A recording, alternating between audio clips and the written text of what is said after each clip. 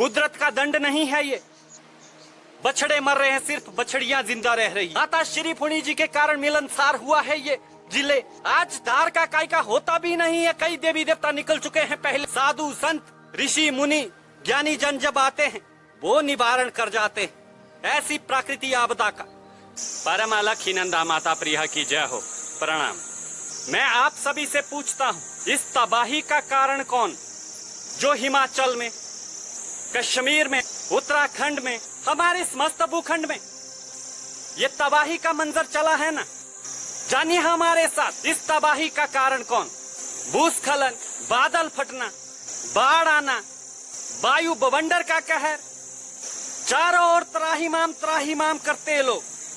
ये प्राकृतिक आपदा जो सर पे आन पड़ी है, भूखंड के समस्त हस्त व्यवस्था त्राहिमाम जो कर रही है, इसका मुख्य कारण कौन है? कभी सोचने का प्रयत्न किया? इस तबाही का मुख्य कारण है देवभूमि में पाप इत्यादि अधिक बढ़ना। देवभूमि में अत्यंत पाप बढ़ चुका है। हमारे पढ़े लिखे आदमी जोकरों के समान बैठे हैं।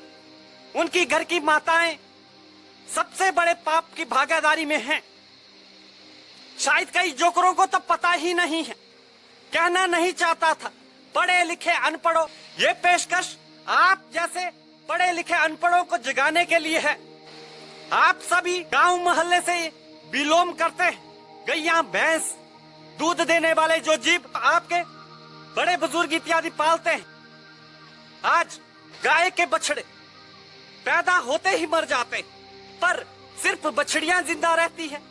ये कभी तुमने सोचा नहीं?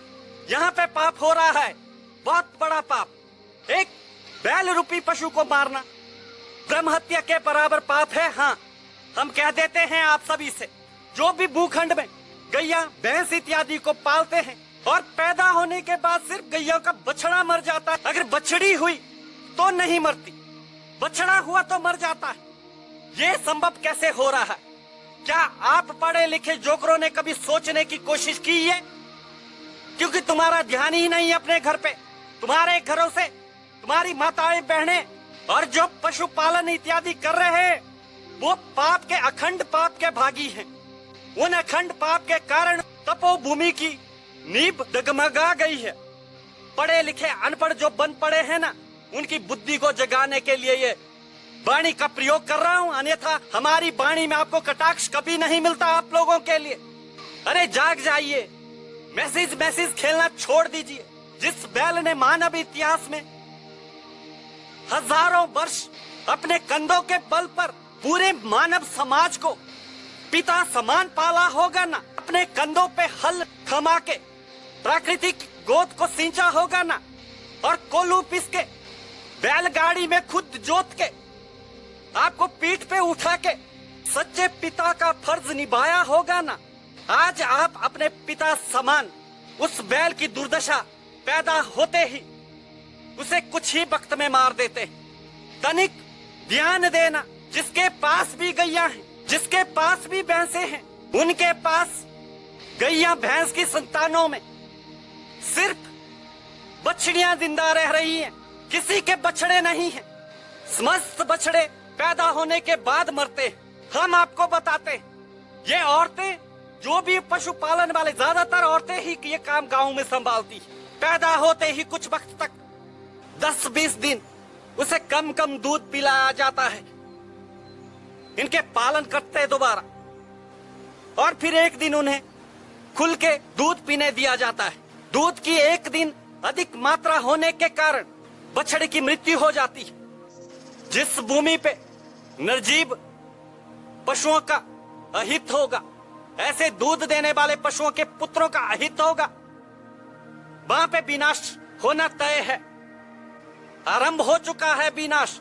इसके जिम्मेदार सभी वो हैं जो पशु पालते हैं और पशुओं को मशीन समझ बैठे हैं। वो सब और हम सब भी देखने के बाद भी नजरअंदाज करते हैं। दूध देने वाले पशुओं में सिर्फ दूध देने वाली गैया और बछड़ियां बच रही हैं, क्योंकि वो व्यापार है। बछड़े नहीं बच रहे क्योंकि उनका कोई काम नहीं। अब मशीनें जो आ गई हैं आपके पास, ट्रिलर इत्यादि, आपने बछड़ों को समाप्त ही कर दिया। मेरी बात बुरी लग रही है ना? एक बार अपने गांव का आंकलन करके देखना, एक भी छोटा बछड़ा नहीं मिलेगा आपको, क्योंकि पैदा होते ही उसे मार दिया जा रहा है। मारने का तरीका मैंने आपको बताया। 15 दिन कम दूध पिलाते हैं, एक दिन इतना दूध पिलाते हैं कि बछड़े की जान ही ले लेते हैं। हमारे सनातन धर्म में गैया, भैंस इत्यादि की एक इंसान की मृत्यु की तरह झूठ इत्यादि मानी जाती है। गैया, भैंस घर में जब भी मरती है, मनुष्य समान उनको इज्जत दी जाती है और वैसे ही जूठन माना जाता है। उनको दफनाने के बाद घर प्रवेश से पहले पूर्ण सम्मान के साथ स्नान इत्यादि किया जाता है, जैसे किसी घर की सदस्य की मृत्यु हुई हो। संपूर्ण संस्कार वैसे होते हैं। यह हमारी संस्कृति थी, उनके प्रति प्रेम था। जो पिता का कर्तव्य निभाता है, उसकी अगर कोई मृत्यु करता है ना, वो ब्रह्म हत्या बराबर दोषी होता है। ये ब्रह्म हत्या के पाप है जो भूखंड झेल रहा है।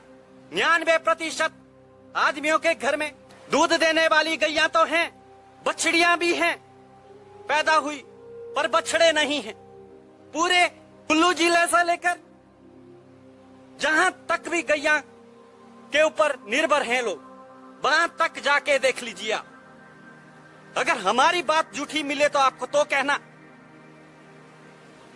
ऐसे पाप से कुमाताओं बचो, क्योंकि ज्यादातर माताएं ही, बहनें ही इनका अनुसंधान करती हैं, गैया इत्यादि, भैंस इत्यादि का। और बड़े बड़े पशु अनुसंधान केंद्र जो हैं, वहां भी शोषण हो रहा है। बस प्रकृति आपदा आएगी क्यों नहीं, कुदरत का दंड नहीं है ये। बछड़े मर रहे हैं, सिर्फ बछड़ियां जिंदा रह रही है। ये ब्रह्म हत्या का पाप भूखंड झेल रहा है। और देव संप्रदाय में, देवभूमि में इसका दोष नहीं निकलता, हर चीज का दोष निकलता है। इतने बड़े बड़े पाप का दोष नहीं निकलता है आजकल गुरुओं के पास। और दूसरी ओर देवभूमि सिर्फ नाम की देवभूमि रही है, बस तब खत्म हो गया। आपको देव नीति के बारे में भी थोड़ा ज्ञान देते हैं। एक राज्य के देवता होते हैं जो सबसे बड़े होते हैं।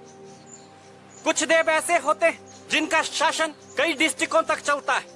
हो क्या रहा है आजकल, बड़े देवी देवता जिनका अधिकार है, जिनका वर्चस्व स्थापित है कई वर्षों से, उन देव वाणियों का छोटे देवते अपमान कर रहे हैं।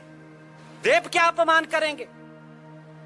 मूर्खता के कारण जो बच्चे जो रखे हैं ना देव उपाधियों पे, जिनको दीक्षा लेने के लिए अभी गुरुकुल में होना चाहिए, उन बच्चों की मूर्खता के कारण आज देवभूमि में देवते कभी भी अपने मंदिर के बाहर निकल रहे हैं, बिना मेले के मेले हो रहे हैं, बिना जन्मदिन के देवता रथ समेत बाहर निकल रहे हैं। कभी भी देवता लोग स्नान को जा रहे हैं, कभी भी देवता लोग मंदिर से बाहर निकल रहे हैं, कहीं भी जा रहे हैं। बच्चों वाली बुद्धि हो गई है देवताओं की भी। क्या देवता इसमें गलत नहीं, देवताओं के जो कार्यरत कार्यभार संभालने वाले जो है ना, वो सब बच्चे हैं, बच्चे बुद्धि के।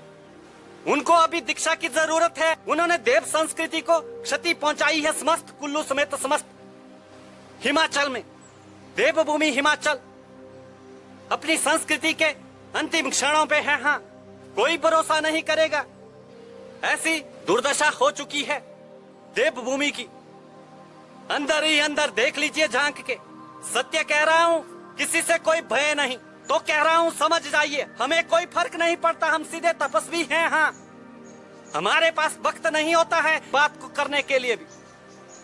बात को समझिए, या जहाँ पे अभी हूँ तत्काल यहाँ की बात करता हूँ। जिला कुल्लू, जिला मंडी, जो नींव है ना, रास्ताओं की भी नींव, मिलनसार की भी नींव, जो ये रोड चाहे रास्ते आए हैं, ये माता श्री फुनी जी के कृपा के कारण है। हाँ, आपको पता ही होगा, इन दोनों जिलों की मिलनसार नहीं थी, माता श्री फुनी जी के कारण मिलनसार हुआ है ये जिले आपस में। और इन जिलों में माता श्री फुनी जी की बात को कोई नहीं काट सकता।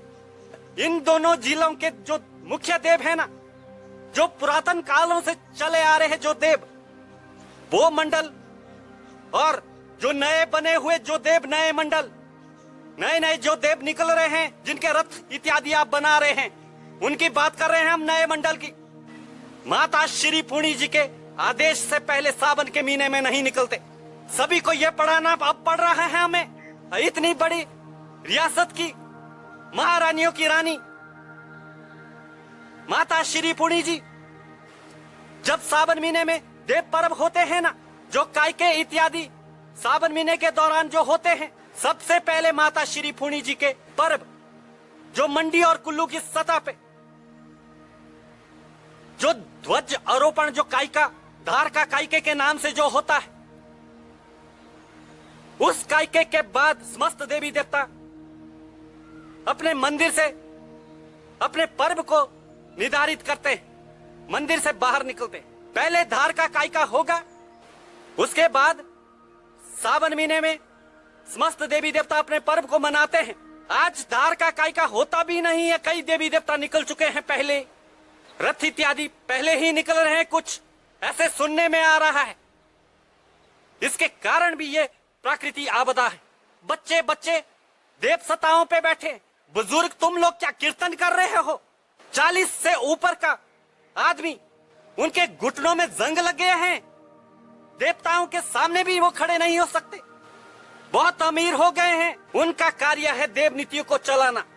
देव नीति को हमेशा जो संन्यास अवस्था में बैठे हुए, उनका कार्य होता है देव नीति को चलाना। बच्चों का कार्य नहीं है, उनको तो हाथ धोने की समझ सिखाइए आप पहले। देवताओं के आगे कैसे इंसान खड़े होने चाहिए, ज्ञानी जन खड़े होने चाहिए। वृद्धावस्था के लोग, उनको देवता के पास खड़ा होना चाहिए। वो सब गायब है, अपने बच्चों को आगे कर चुके हैं, बस अपने गले पड़े हुए ढोल को बजा रहे हैं, बस ये है कारण। इसके अलावा भी अनेकों कारण हैं। देव पुरानी नीतियां को छोड़कर नई नीतियां लाने के कारण ये प्राकृतिक आपदा है। कृपया सुधारिए अपनी गलत मानसिकता को। और पापों में हर क्षण माताओं का अपमान, बिन गाली के यहाँ पे बात नहीं होती। देवभूमि में आजकल माता की गाली नहीं देंगे, उनकी कोई वाणी पूरी नहीं होती आज के समय में। समस्त जन समूह की, आप सभी अपने को पढ़े लिखे कहते हैं, समाज चला रहे हो। अरे भेड़ बकरियां चारने के लिए भी उससे ज्यादा दिमाग लगाते हैं। आज बात करते करते माता की गाली नहीं दिया तब तक उनका खाना हाजम नहीं होता। 99% लोग पढ़े लिखे कहते हैं, हर चुराहे, हर गली, हर मोहल्ले, हर जगह पे, चाहे मंदिर हो, कहीं भी हो, माँ की गाली के बिना तो कोई वाक्य पूरा हो ही नहीं रहा है आप लोगों का। पाप नहीं तो क्या है ये? जहाँ पे माताओं का इतना अपमान हो रहा हो, वो देवभूमि चलेगी क्या? ऐसे तपोभूमि का तप नष्ट होना स्वाभाविक है। गाली गलोच भी कारण है इसके। अनोखा समाज बना के रखा है, अजीब समाज है। कुछ भी कहना है, कुछ भी बोलना है, अपने मित्रों के सामने, अपने भाई बहनों के सामने माँ बहन की गाली स्वाभाविक है। बेशर्मो, पढ़े लिखे कहते हैं अपने को। जिस तपोभूमि में सिर्फ मंत्र गूंजने चाहिए, श्री ऋषि विशिष्ट जी, श्री ऋषि भृगु जी, श्री प्राशर जी, श्री जगदम्बिनी जी, ऐसे महानतम दिव्य आत्माओं के तपोस्थल पे बैठ के आप माता बहनों को एक कर रहे हैं। किसी का भी रिश्ता पवित्र नहीं बचेगा, कह दिया मैंने। जब आप मातृ इज्जत करोगे ना, तो ही मान मर्यादा बचेगी, अन्यथा भूखंड से मान मर्यादा हट जाएगी पूरी तरह से। मर्यादा शब्द ही माता से जुड़ा है। आपको ये बता दे तो मर्यादा तब तक है जब तक माता की इज्जत होती, माता के नाम की इज्जत होती। उसके बाद मर्यादा नहीं रहती। उसके बाद मृत्यु का तांडव होता है और नंग दड़ंग होती है और कुछ नहीं। चारों ओर अश्लीलता ही अश्लीलता फैलती है और कुछ नहीं। मातृ गाली गलोच, बालक बालिका, स्त्री पुरुष, बुजुर्ग इत्यादि के जो मुखमंडल में किसी भी वाक्य पूरा करने के लिए साइक शब्दों के रूप में मातृ गाली का जो प्रचार भूखंड को सुनाते हैं ना आप प्रकृति के सामने, किसी और की तो शर्म होगी नहीं, क्योंकि माता बहन की इज्जत तो तुम अपने मुखमंडल से ही पूरे शहर में बेच के आए हो सब लोग। फिर मान मर्यादा की बात करते हैं। प्रकृति माता की तो शर्म किया करो। ये जघन्य अपराध हैं। इन अपराधों के कारण, इन पापों के कारण, मातृ मर्यादा भूलने के कारण ये प्राकृतिक आपदा है और यूं ही चली रहेगी। अगर आप बेशर्म बनोगे, आप मान मर्यादा को तोड़ोगे, आप शोषण करोगे, ये ही होना स्वाभाविक है। अनुचित जंगलों इत्यादि पेड़ पौधों का भी शोषण, ये कारण है प्राकृतिक आपदा के। क्या क्या गिनाऊं और क्या क्या समझाऊं। ये गंदी गालियां माता के प्रति, कुव्यवहार को, कुवाणी को छोड़ दीजिए जो गाली गलौज करते हो। इसका प्रभाव तपोभूमि पे पड़ चुका है। इन सभी के कारण ये प्राकृतिक आपदा है। इन सभी के कारण ये सब झेल रहे हैं हम। तपोभूमि में बैठ के भी हर दिन मृत्यु का भय से जी रहे हैं हम। प्राकृतिक आपदा पीछे पड़ी है। भूस्खलन, बादल फटना इत्यादि, और ये प्रलय भू अधिष्ठात्री देवी के कारण ये आपदाएं आती हैं। तपोभूमि में रहते हैं, यज्ञ भूमि में रहते हैं, तो इतना तो पता होना चाहिए। और ये प्राकृतिक आपदा, पानी से जो भी प्राकृतिक आपदा आती है, बारिश इत्यादि की बात कर रहा हूं मैं, भयानक रुद्र रूप वाली जो बारिश है, ये सब कारण है प्राकृतिक आपदा के, बाढ़ के, भूस्खलन के। माता श्री भू अधिष्ठात्री माता जो है ना, माता श्री भुवनेश्वरी जी, उनका कहर है। कोई राजा, कोई मेयर, कोई उच्च अधिकारी सच्चा हो, कोई नेता और कोई भी जनसमूह में सच्चे दिल से भगवान से सच्ची विनती करता हो, मैं मार्ग दे सकता हूं तो आप सभी को। क्या कीजिए, माता श्री भू अधिष्ठात्री माता का यज्ञ पूजन इत्यादि करवाइए। उनको खुश करते ही क्षण मात्र में बंद हो जाती है। मैं ठहरा तपस्वी, जंगलों में रहने वाली आदत है, साधनाओं में और तपों में और जपों में रहने की आदत पड़ गई है। हमारी साधना चली है, हमारे पास वक्त भी नहीं होता, इतना धन इत्यादि भी नहीं है कि व्यवस्था कर सकूं। पर जो ज्ञानी जन हैं, जिनके पास ये सुविधा है, वो करवा लीजिए। मेयर इत्यादि को करवाना चाहिए, रियासत के राजाओं को ये करवाना चाहिए, जनसमूह के साथ मिलकर, कुछ देवताओं के साथ मिलकर ये करवाना चाहिए, देवते बालों को ये करवाना चाहिए। जग हित के लिए ऐसे यज्ञ इत्यादि अनुष्ठान, ऐसे पूजन, उनके क्रोध शांति के लिए यज्ञ इत्यादि का प्रबंध करवाना चाहिए। ऐसी आपदाओं के समय जीवन में जब कोई भी चीज कार्य रत न होना, तब भगवान की उंगली को थामना चाहिए।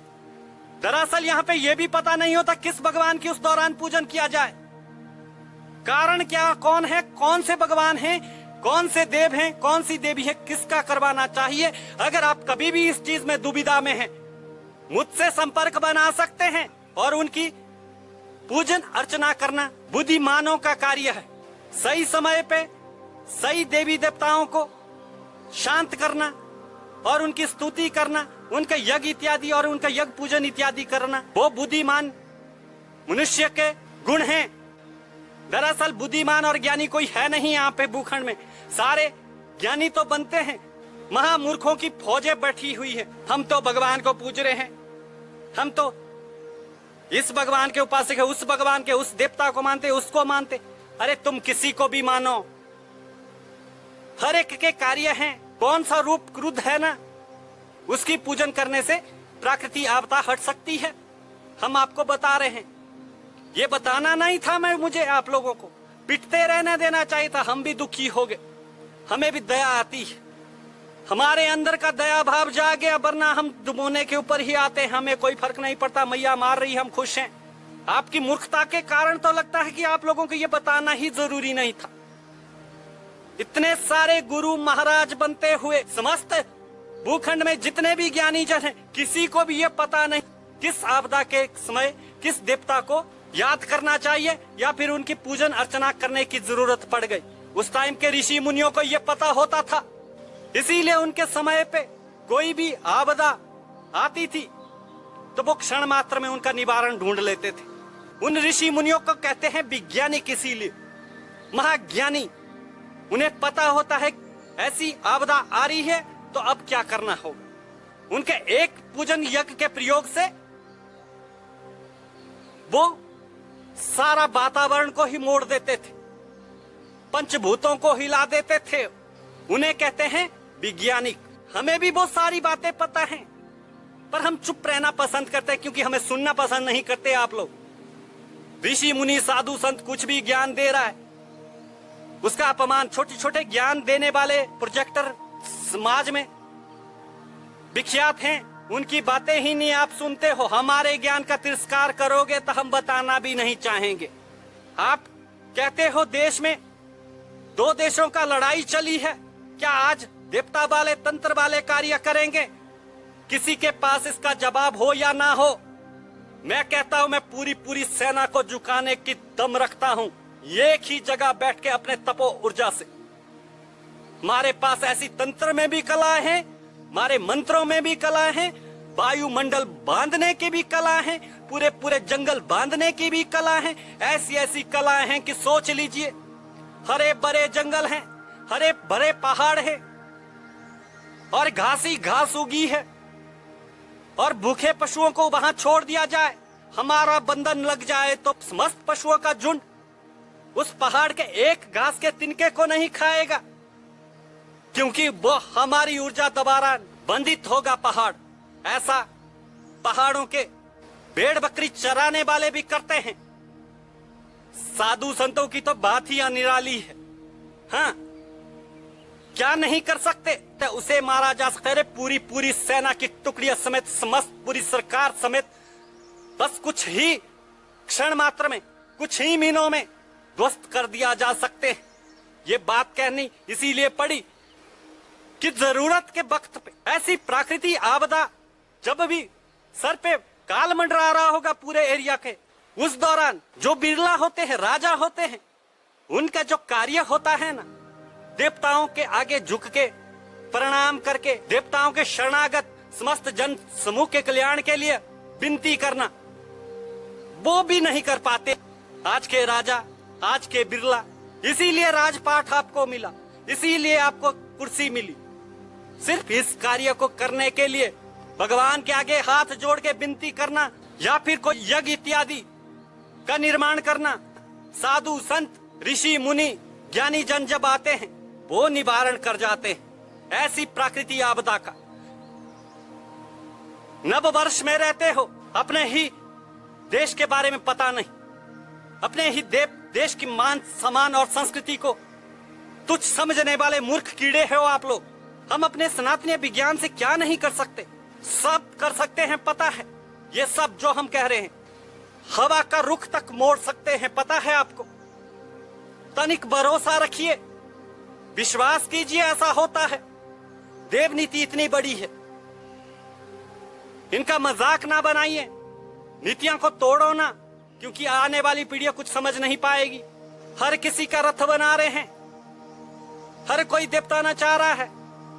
अरे आप सभी से अच्छे छोटे छोटे बालक जो खेलते हैं ना, देव रथों को नचाने वाली खेल, यकीन मानिए वो उस खेल में आपसे ज्यादा देव नीति का पालन करते हैं। आप तो उनसे भी ज्यादा बाहर निकल चुके हैं। आज के लिए इतना ही। मेरा मकसद आप सभी को सत्य से रूबरूब कराने का था, वो मैंने करा दी। आज के लिए इतना ही, हमें इजाजत दे। परम अलखी नंदा माता प्रिया की जय हो। प्रणाम।